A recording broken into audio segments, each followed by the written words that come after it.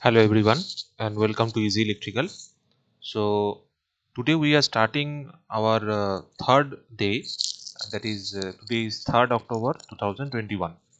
So in this class of the rapid revision series we will take up our circuit theory part, and in the circuit theory part there are basically typical questions sometimes asked, sometimes easier questions are asked. So a mixture of questions I have taken and some new questions also I have taken. Basically our revision series takes us to the different aspects starting from the very beginning to the very end. Now what we basically do, you can see us or you can find us doing one of the our courses, best selling courses, that is on SSC JE. And in that part what we do basically, we give a concept based classes, the non technical classes. Other than that we have our test series, practice sets and recordings. Classroom recordings are also provided. Notes you will also be having. Other than that we are now planning to incorporate our lab facilities. That is basically we are incorporating practical labs practical labs in our online course. Okay, this will be also be included in the course. And for the course details you will be having, you can go through our description box and you can get the all the details of our courses. Now coming to today's class, we basically deal with our basic electrical part. We are starting our circuit theory journey, and we'll be taking up our first few questions. Now see, look here.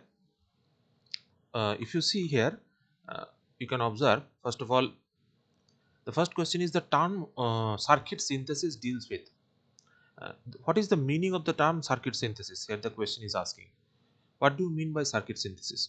Uh, the answer options are given as like that. The excitation of the circuit is known. Excitation means what? I will be explaining you.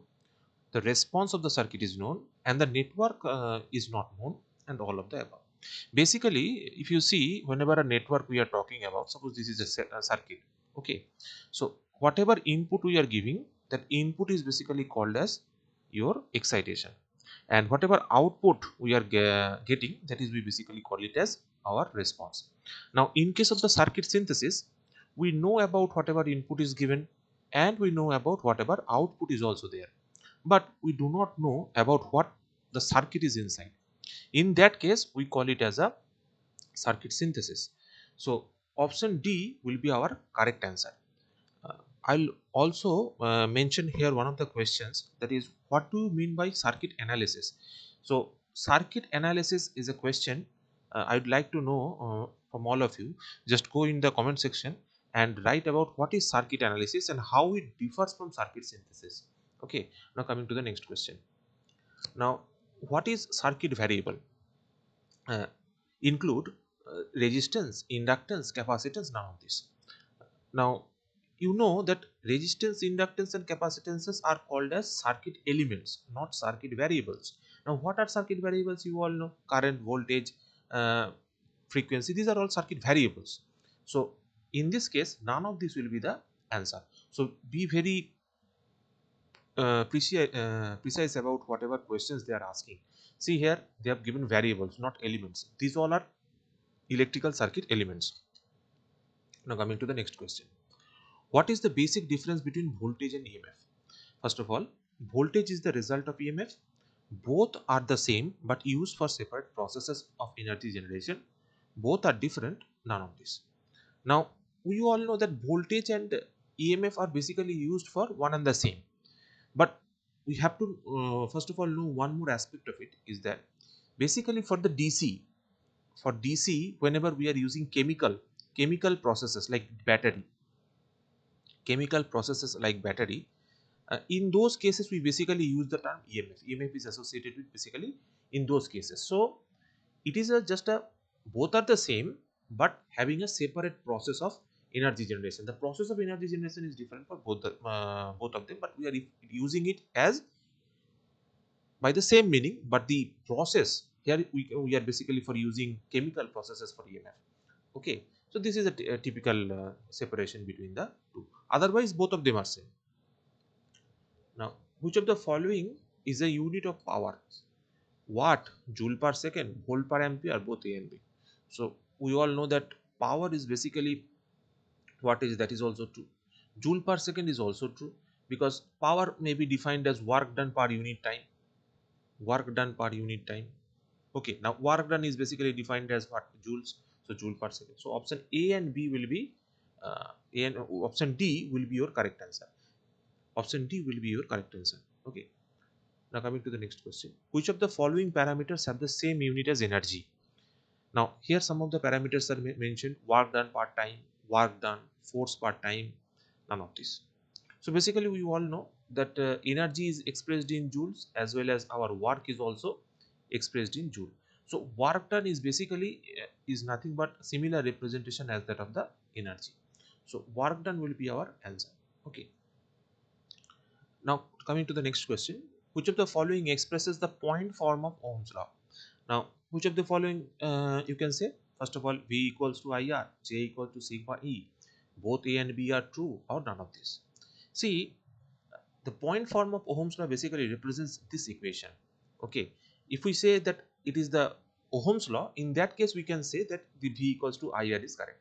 But whenever we are saying that the point form of Ohm's law, the particular point, this particular statement, then J equals to sigma E is the correct answer. Because suppose just by saying this, suppose you can write V equals to IR.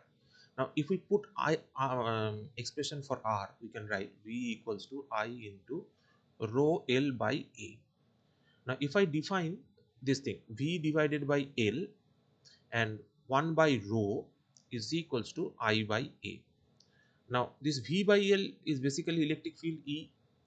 1 by rho is basically resistivity, 1 by resistivity, that means sigma or conductivity, and I by A is basically J or current density.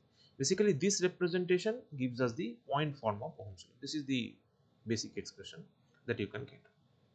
Now coming to the next question, that is negative temperature coefficient of resistance is not observed in which of the following cases we do not observe the negative temperature coefficient of resistance.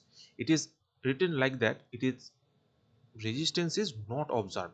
Okay, the negative temperature resistance coefficient of resistance is not observed. You can see semiconductor we are observing, in insulator we are observing negative temperature coefficient. Only the case of conductor where we do not observe the negative coefficient of temperature. Now coming to the next question. Ohm's law is not obeyed in the case of. Now suppose some of our conditions we have given. In which of the following cases we do not find that Ohm's law is not obeyed? In case of pure resistance, whenever a circuit is having pure resistance, we basically find that a curve like this we are obtaining. If suppose this is V, if suppose this is I, in that case this is the basic representation of R. Okay, so this basically obeys the Ohm's law. Now if we consider the open circuit condition, now in open circuit condition we know that the voltage is present but the current is zero. Now that means in case of open circuit condition we can get something like this. If we increase the voltage, there is no current flow, but the voltage is increasing. This is basically represents the open circuit condition. Now if somebody says that for the short circuit condition, what happens is the current increases but the voltage across it does not increase. Okay, so this is the representation of short circuit condition. If we increase the voltage does not increase but the current increases rapidly. Now if we see the two curves for open circuit and short circuit test, we can clearly observe that it is a non-linear curve. It does not obey, it is not a linear curve like the case for the resistance. So by this expression we can say that both B and C are correct. That means option will be answer D. Answer D will be the correct option. Okay. Ohm's law is not obeyed in the case of open circuit and short circuit test. That is the reason why we jump to KCL and KVL for our calculations when we find open circuit or short circuit test. Now coming to the next question. Here it is given that a 4 ohm resistor having 0.5 ampere current will dissipate the amount of power. So we all know that I square R will be the power loss. So I is given as 0.5, that means 1 by 2 whole square into R, that means 1 watt. Now see here, 2 watt given, 4 watt given, 1 joule per second given. Here also you need to have the idea that the joule per second and watt have the same unit. So 1 joule per second will be the correct answer. Now coming to the last question, that is what do you mean by elastance? What do you mean by elastance?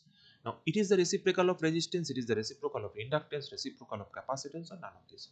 We know that reciprocal of resistance, we call it as what it is.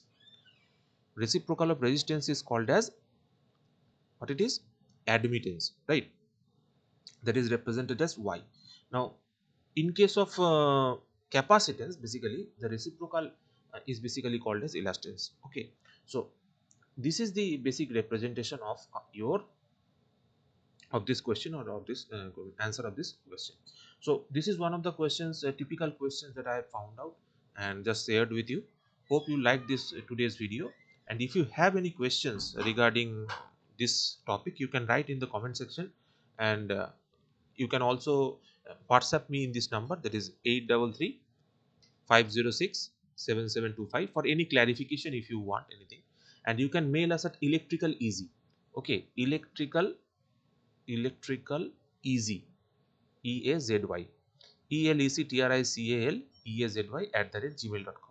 And in that case, you will be having all the doubts resolved. Okay, thank you everyone for listening up to this point.